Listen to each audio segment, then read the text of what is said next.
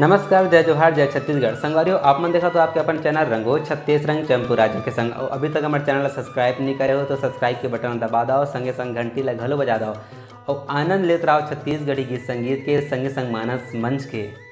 जय जोहार। गुरुर्ब्रह्मा गुरुविष्णु गुरुदेव महेश्वरा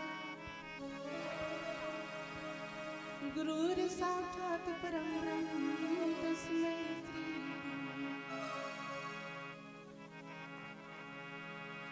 या देवी सर्वभूतेषु शक्तिरूपेण संस्थिता नमः तस्यै नमः तस्यै नमः तस्यै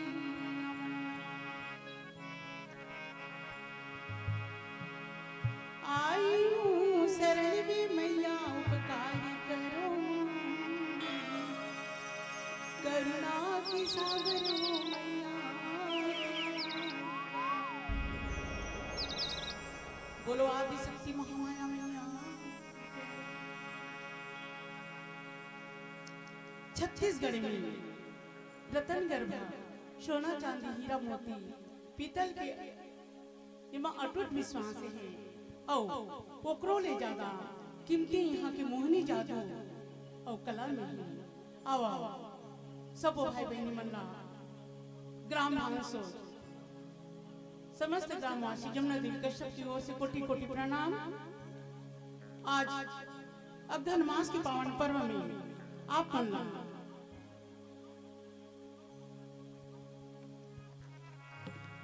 बाबा गुरु घासीदास के एक वंदना आप उनके सामने में प्रस्तुत करत हन।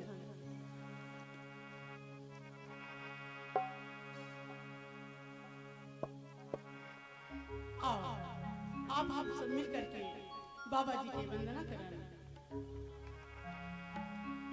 गुरु तो चरण में चारों धाम